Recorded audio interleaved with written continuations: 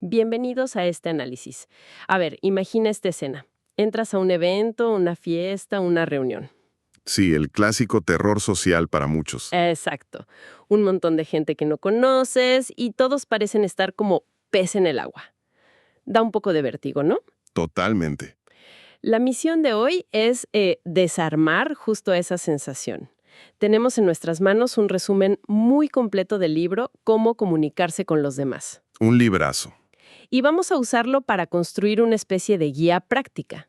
La meta es pasar de la ansiedad de ese primer momento a crear conexiones genuinas. Y entender que todo cuenta. Todo. Desde cómo sonríes hasta cómo pides un favor. Es como un juego con reglas que resulta sí se pueden aprender. Justo. Y esa es la idea más potente que plantea el libro. La habilidad para conectar no es un don mágico con el que naces. Es una técnica. Es una técnica, exacto. Fíjate que lo que a menudo llamamos timidez, Lowndes argumenta que es simplemente falta de conocimiento, no de personalidad. O sea, no es que seas tímido, es que no sabes qué hacer. Precisamente. Y no es un tema menor. El material cita un dato de la Fundación Carnegie que es para pensarse. A ver, Dice que el 85% del éxito financiero de una persona se debe a sus habilidades de comunicación. 85%. Es altísimo. Muchísimo. Hoy vamos a explorar esas técnicas no como una fórmula para manipular, sino como herramientas para que nuestras interacciones sean, pues, más fluidas y sobre todo más humanas. Ok, empecemos por el principio, que según esto es mucho, mucho antes de decir la primera palabra. Se habla de que la primera impresión es un holograma permanente. Uf, qué buena frase. Y la primera herramienta es la sonrisa, pero no cualquiera. Habla de la sonrisa lenta y radiante. O sea, no esa sonrisa automática que ponemos. La de la foto. La de la foto, exacto. Sí, es un enfoque totalmente contraintuitivo. La idea es que cuando conoces a alguien, primero mires su rostro por un segundo, Así sin hacer nada. sin hacer nada, como si realmente estuvieras asimilando quién es, y solo después dejas que una sonrisa grande, cálida, se dibuje en tu cara. Esa pequeña pausa. Esa pequeña pausa de un segundo lo cambia todo. La sonrisa deja de ser un reflejo genérico, ¿sabes? Se convierte en algo personal, exclusivo para esa persona. Claro, el mensaje que mandas es, tú me hiciste sonreír. Exactamente, el mensaje es, tú en particular me has provocado esta reacción positiva. Y a eso le suma la técnica de los ojos pegajosos. Aquí tengo que admitir que el nombre suena un poco intenso. Suena un poco creepy, sí. Un poco. La idea es mantener el contacto visual incluso un poquito después de que la otra persona dejó de hablar y al romperlo hacerlo lentamente. Ándale. Mi pregunta es, ¿no hay un riesgo de que esto se sienta raro? ¿O hasta intimidante? Como si te le quedaras viendo a alguien fijamente. Es una pregunta súper válida. Y ahí, justo ahí está el matiz. No se trata de una mirada fija y sin parpadear, que sí, eso sería intimidante. Sería horrible. Se trata de transmitir interés. Piensa en lo contrario. ¿Qué sientes cuando hablas con alguien que ya está viendo por encima de tu hombro? Que no le importó nada, que ya se quiere ir. Pues esta técnica busca el efecto opuesto. Al mantener la mirada un instante más, le dices, sin palabras, lo que acabas de decir fue tan interesante que todavía lo estoy procesando. Ok, ya entendí. Y al romper el contacto lentamente, es como si te costara trabajo dejar de prestarle atención. La clave es la calidez, no la intensidad. Entiendo. Es como un paquete completo, ¿no? La sonrisa lenta te da la bienvenida y los ojos pegajosos te dicen, me importas. Justo. Y todo esto se une en un concepto que Lowndes llama el bebé adulto. Suena chistoso. Sí, suena raro, pero la analogía es perfecta. Cuando ves a un bebé adorable, ¿qué haces? Pues te derrites, le sonríes, te enfocas 100% en él. Todo tu cuerpo se gira hacia él, le prestas el 100% de tu atención. La propuesta es darle ese mismo regalo de atención total a cada persona que conoces. Orientar tu cuerpo completamente hacia ella. O sea, no de ladito, no con el cuerpo apuntando a la puerta. Nada. Estas tres cosas juntas, la sonrisa, la mirada y el cuerpo, comunican una presencia absoluta antes de que hayas dicho hola. Y según esto, ese lenguaje corporal es el 80% de la primera impresión. ¡80%! ¡Wow! Ok, esta parte me interesa muchísimo. Ya logramos esa primera impresión poderosa, pero ahora viene el momento de la verdad. El silencio incómodo. Ese silencio después del hola. ¿Cómo rompemos el hielo sin caer en el típico y aburrido ¿y tú a qué te dedicas? El primer paso, dice el libro, es sincronizar el estado de ánimo. Antes de lanzar tu primera frase, tómate un segundo para leer a la otra persona. Observar. Sí, se ve seria, apurada, relajada, eufórica. Si llegas con una energía desbordante a hablarle a alguien que está claramente estresado, creas una desconexión inmediata. Claro, chocan las energías. Totalmente. La idea es calibrar tu propio tono para que coincida sutilmente con el de la otra persona. Es como sintonizar la misma frecuencia de radio antes de empezar a transmitir. Tiene todo el sentido del mundo. Y una vez que estás en sintonía, ¿qué dices? Aquí viene una de mis ideas favoritas. Prosaico con pasión. Prosaico con pasión. Significa que las primeras palabras casi no importan. Podrías decir, ¿qué calor hace? O hay muchísima gente. Pero si lo dices con una energía positiva y genuina, con pasión, Eso es lo que conecta. Eso es lo que conecta. La gente no responde tanto a tus palabras como a la actitud detrás de ellas. El resumen usa una frase genial. Amores son acciones y no buenas razones. Me encanta. la forma en que te presentas es mucho más poderosa que la primera frase que elijas. Claro, es que a veces nos trabamos pensando en la frase perfecta y se nos va la oportunidad. Exacto. Y para facilitarle el trabajo a los demás está la técnica de la prenda única. Usar algo un poquito fuera de lo común. Un broche, unos calcetines llamativos, un reloj interesante. Algo que sea un tema de conversación. Fíjate que esa es una herramienta social increíblemente efectiva. Es darle a la gente un pretexto fácil y seguro para hablarte. ¿Es una invitación? Es una invitación. Es mucho más sencillo para un desconocido acercarse y decir, oye, qué padre está tu pin, que empezar una conversación de la nada. Claro. Yo lo vi funcionar perfecto en una conferencia. Un tipo traía unos tenis de colores súper llamativos y te juro que al menos 3 personas distintas usaron eso para romper el hielo con él. Es como un pequeño letrero que dice, estoy abierto a conversar. Justo eso. Y de esa pequeña plática sobre los tenis, ¿cómo se salta a una conexión más real? Porque ahí es donde muchos nos quedamos atorados, en la charla superficial. Ahí es donde entra la escucha empática, un concepto que Lawrence comparte con Stephen Covey. El ejemplo que da el texto es buenísimo. El del anime, ¿no? Ese mismo. Una conversación que empezó hablando de anime, un tema que podría parecer trivial, terminó en una oferta de trabajo. Increíble. ¿Por qué? Porque una de las personas no solo oyó, sino que escuchó con interés genuino, hizo preguntas, validó la pasión del otro, Escuchó para entender. no para responder. Exacto. Cada vez que haces eso, estás haciendo un depósito emocional en la cuenta de la otra persona. Estás construyendo confianza. Hablemos de cómo sonar más inteligente, o por lo menos más preparado. Me gustó mucho el consejo de cambiar la pregunta, en lugar del clásico ¿a qué te dedicas?, que puede ser muy encasilador. Mucho. La sugerencia es ¿en qué ocupas la mayor parte de tu tiempo? Es que es un cambio sutil pero profundo. La primera pregunta te obliga a responder con tu título de trabajo. Y ya, te pone en una caja. La segunda te da libertad. Puedes hablar de tu trabajo, sí, pero también de un proyecto personal, de tus hijos, de un hobby que te apasiona.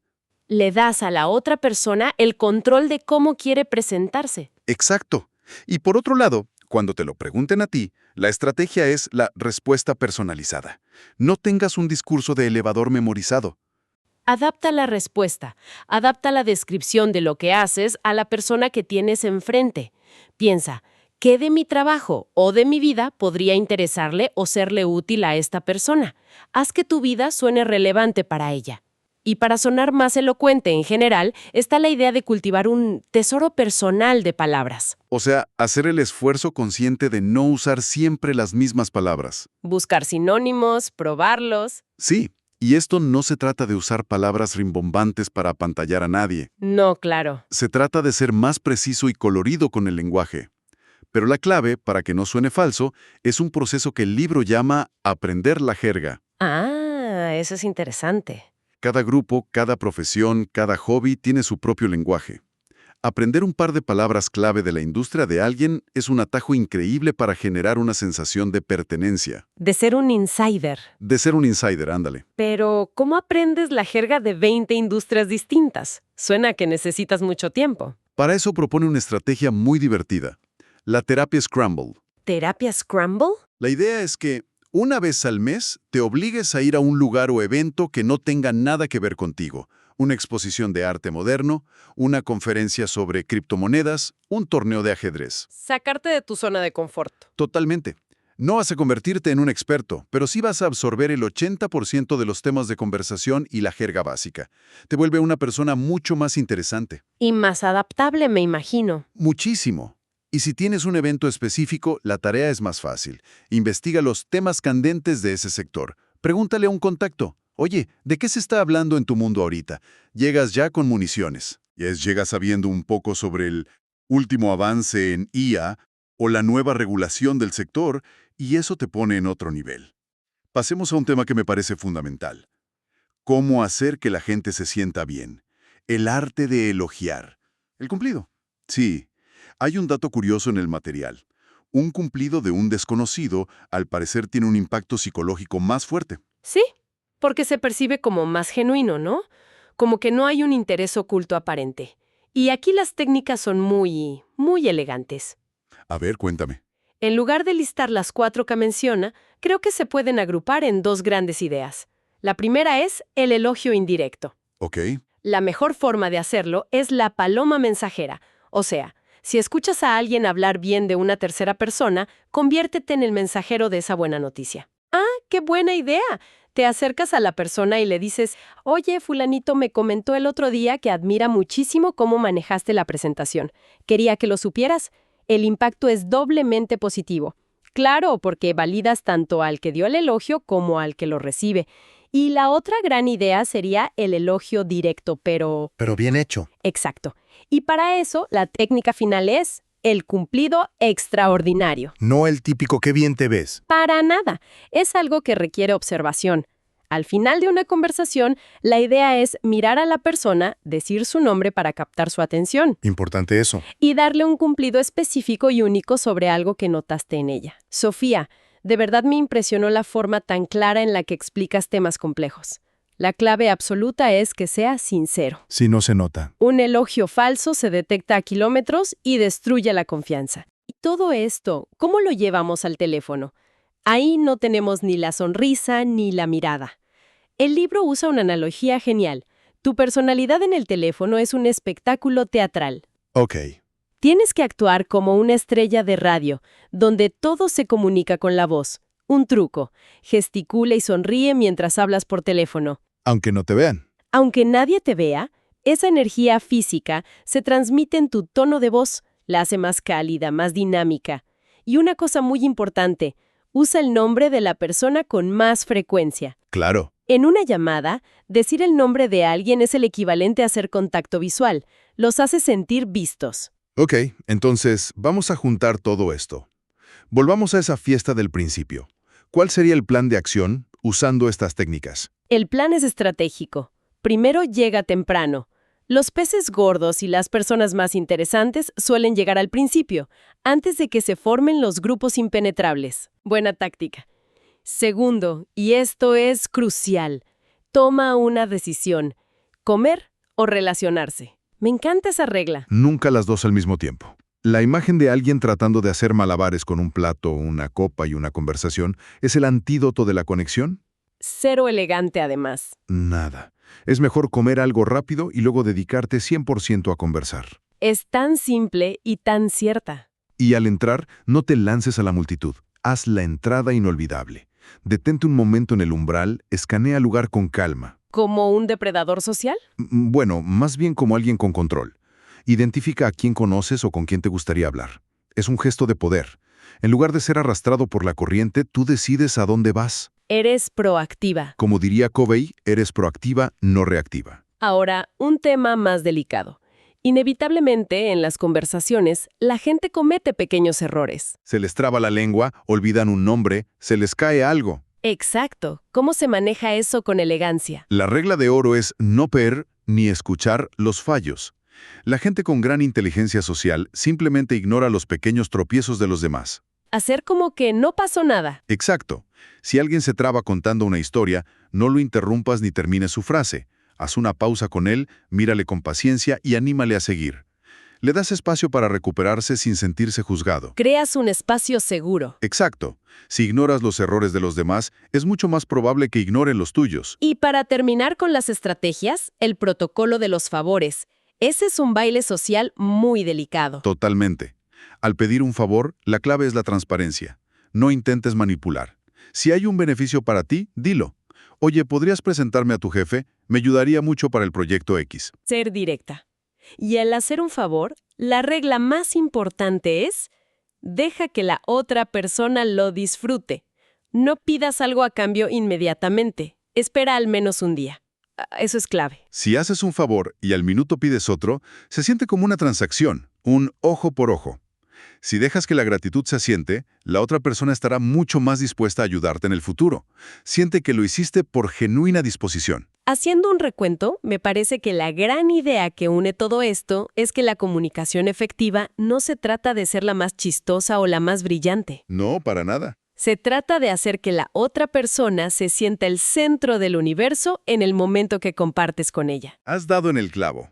Si tuviera que quedarme con 3 ideas para aplicar mañana mismo serían: 1. La pausa de un segundo antes de sonreír. Es un cambio mínimo con un impacto enorme. 2. La regla de la fiesta. O comes o te relacionas. Buenísima. Y 3. La pregunta. ¿En qué ocupas la mayor parte de tu tiempo? Yo creo que ese es el resumen perfecto. Al final, todo se reduce a un principio básico de la psicología humana. Nos gusta y confiamos en la gente que se parece a nosotros. Buscamos lo familiar. Exacto. Muchas de estas técnicas, como reflejar sutilmente el lenguaje corporal o usar las mismas palabras que esa persona usa, son simplemente herramientas para construir ese puente de familiaridad. Lowndes lo resume diciendo que entender la naturaleza humana y sus hábitos es lo que nos permite mejorar nuestras relaciones. No es magia negra. No, es una mezcla de técnica, observación y, sobre todo, empatía. Pues para dejar algo en el aire, el libro sugiere que las palabras que una persona elige, sobre todo los adjetivos y verbos que repite, son ventanas a sus valores más profundos. Interesante. La próxima vez que tengamos una conversación importante, ¿qué pasaría si además de escuchar el mensaje, intentáramos cazar esas 3 o 4 palabras clave que la otra persona usa una y otra vez? ¿Qué nos revelaría eso sobre lo que de verdad le mueve por dentro?